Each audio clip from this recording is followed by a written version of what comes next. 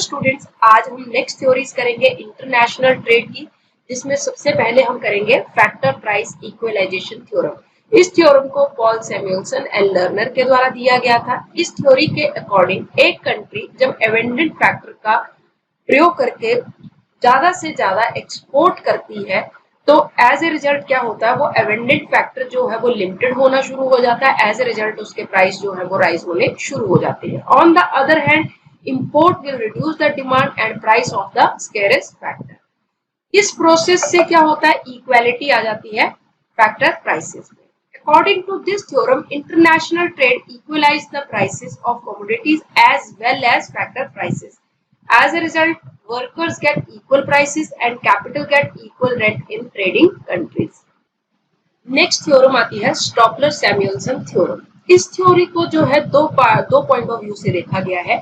एक बार जब free trade होगा जिसमें कोई रिस्ट्रिक्शंस नहीं होंगी, और दूसरी बार जो है जब टैरिफ इंपोज किया जाएगा, मतलब रिस्ट्रिक्शंस इंपोज की जाएगी, तो क्या इफेक्ट होगा दोनों केस में। इस थ्योरम के according, because of free and unrestricted international trade, जब फ्री ट्रेड होगा, कोई रिस्ट्रिक्शन नहीं होगी, तब अबंडेंट फैक्टर जो है वो बेनिफिट लेगा एंड जो लिमिटेड फैक्टर है वो हर्ट होगा। और जब टैरिफ इंपोज किया जाएगा, the real return of scarce factor increase and the return of the abundant factor suffers, मतलब ऑपोजिट हो जाएगा। जैसे जब फ्री ट्रेड था तो अबंडेंट फैक्टर को फायदा मिल रहा था, जो और लिमिटेड फैक्टर जो है उसको नहीं मिल रहा था। और जब टैरिफ इंपोज किया जाएगा तो इस थ्योरम के अकॉर्डिंग जो स्कैर्स फैक्टर, जो लिमिटेड फैक्टर है, उसको बेनिफिट होगा और अबंडेंट फैक्टर जो है वो सफर करेगा।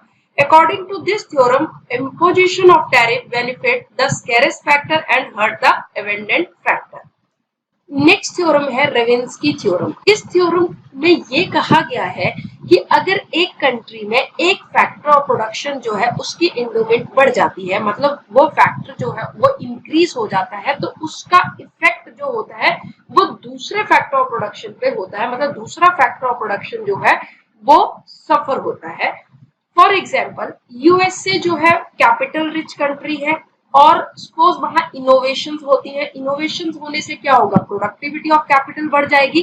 तो इसका रिजल्ट ये होगा कि लेबर इंटेंसिव इंडस्ट्री जो है वो हर्ट होगी यूएसए में, क्योंकि जब कैपिटल एंडोमेंट बढ़ेगी यूएसए में तो यूएसए क्या करेगा, अब ज्यादा से ज्यादा कैपिटल इंटेंसिव गुड्स को ही बनाएगा और उन्हीं को एक्सपोर्ट करेगा।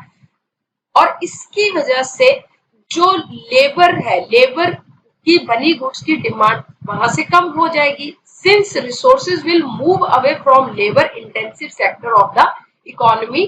तो इसकी वजह से, मतलब हमने ये कहा कि जैसे यूएसए है, यूएसए पहले ही क्या है, कैपिटल रिच कंट्री है, और वहां पे इनोवेशन होती है और प्रोडक्टिविटी ऑफ कैपिटल बढ़ जाती है।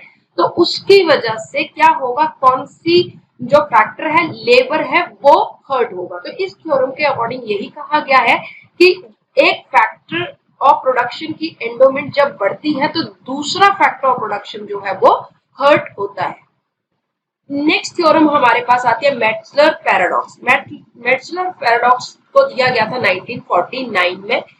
ये जो थ्योरम है ये एक्सेप्शन है ऑफ स्टॉपलर सैमुअलसन थ्योरम की।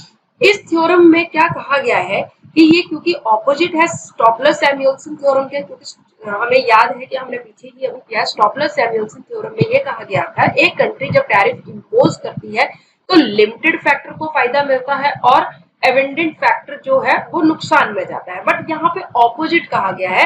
According to Metzler, income distribution and imposing of tariff become favourable to abundant factor, जबकि स्टॉपलर सैमुअलसन थ्योरम में इसके ऑपोजिट कहा गया था। वहां क्या कहा था, अनफेवरेबल कहा गया था अबंडेंट फैक्टर को।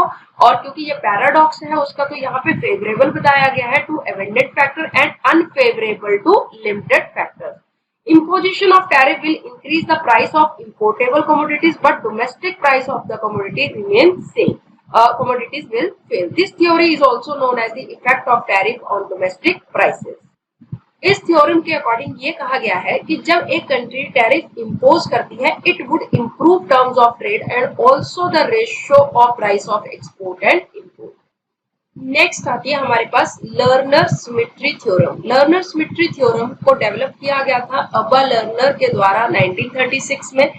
इस थ्योरम के अकॉर्डिंग ये कहा गया है चाहे एक्सपोर्ट टैक्स लगाया जाए चाहे इंपोर्ट टैरिफ लगाया जाए सेम इफेक्ट रहेगा। This theorem is based on the observation that the effect on relative prices is same regardless of which policy ad valorem tariff or export taxes is applied. If taxes import on export तो क्या होगा? Domestic prices of importable goods will remain same as world price.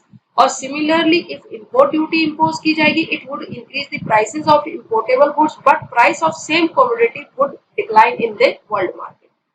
Optimum export tax exploit the monopoly power of a country in the export goods market, and optimum import tariff exploit the monopoly power of a country in the import goods market.